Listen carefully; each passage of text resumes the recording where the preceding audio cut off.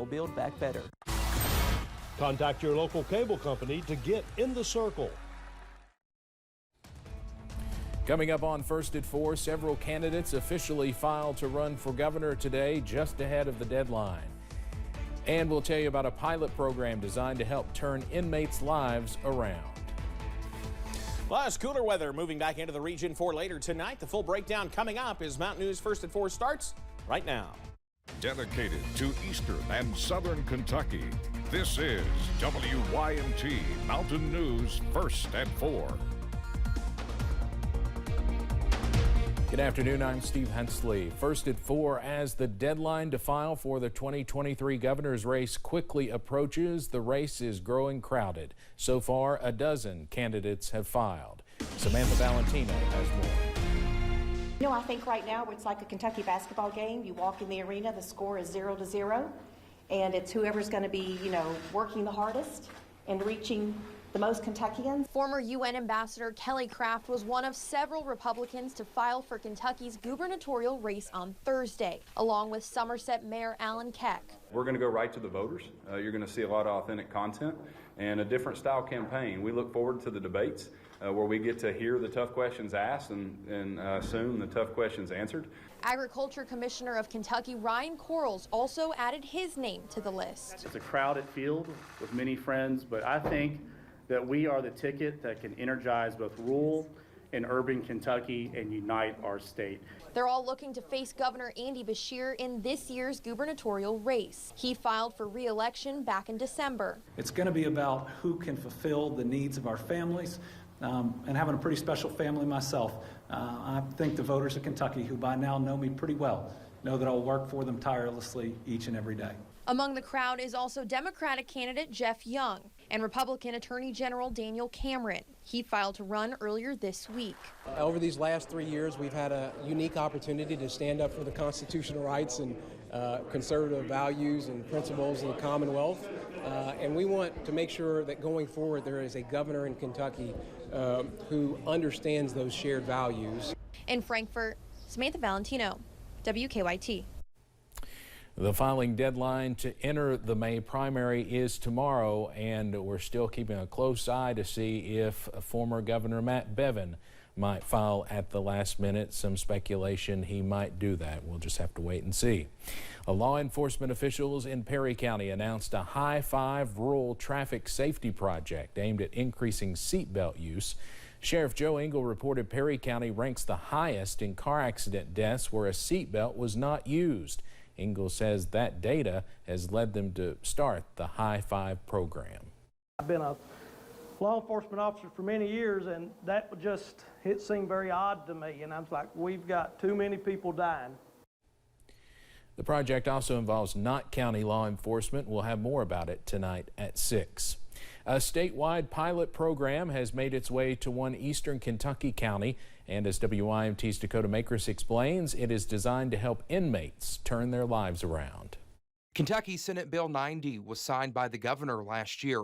It is referred to as a behavioral diversion program. Designed to take people who've had little involvement in the past to screen and identify if they are suffering from any type of substance use or behavioral health disorder. The Behavioral Health Conditional Dismissal Pilot Program is for nonviolent offenders in jail.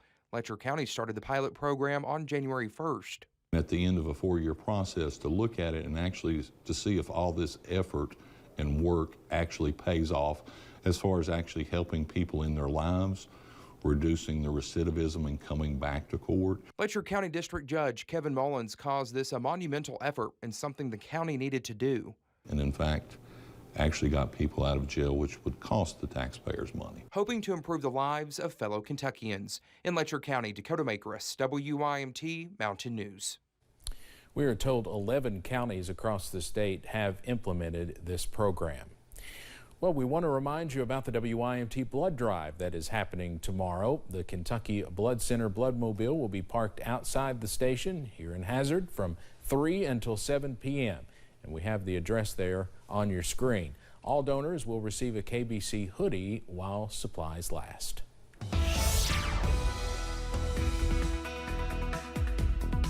And if they're anything like the hoodies last year, one, they're comfortable, and two, I can already tell you we're going to be much warmer than we were this time last year when it came to blood drive time out in front of WYMT. So come on out. As of right now, it's not too bad out there. Seeing a few clouds work back in from our camera at UVA Wise. It looks like a beautiful day out there, and it is a beautiful day. 46 the current reading there, taking you up to Slade along the Mountain Parkway. A few more clouds sneaking in, still at 49, so closer to average, but still not too bad out there. Above average still.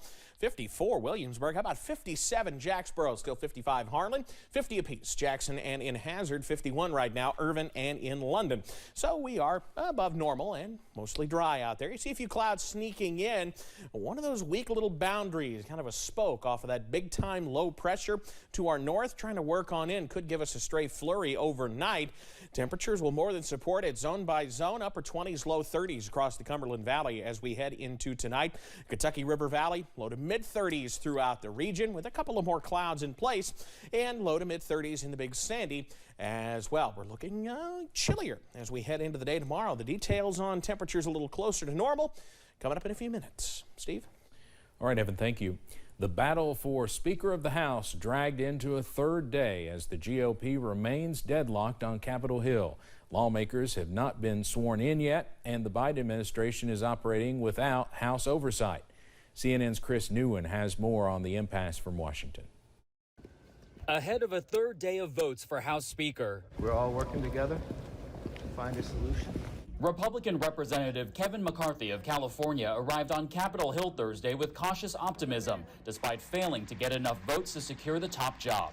A speaker has not been elected. Chaos surrounding the speakership as some began to lose patience with the drawn-out process. Let's get this over with. Let's choose our speaker, get Kevin McCarthy, and let's start doing what we're supposed to be doing. McCarthy's team started their day by negotiating with some of the initial 20 Republicans who voted against him.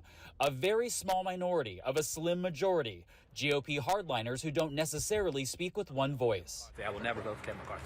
Members must be sworn in before they can pass bills, perform oversight, or even set up services for constituents. Some can't even access sensitive and classified information as part of their committee assignments because they don't have clearance. One of our three branches of government offline right now. That is a very dangerous thing for our country, and it cannot continue much longer. The speaker fight, putting America's business on hold. We as Democrats are ready, willing, and able to partner with them to find common ground whenever and wherever possible. Not as Democrats, not as Republicans, as Americans.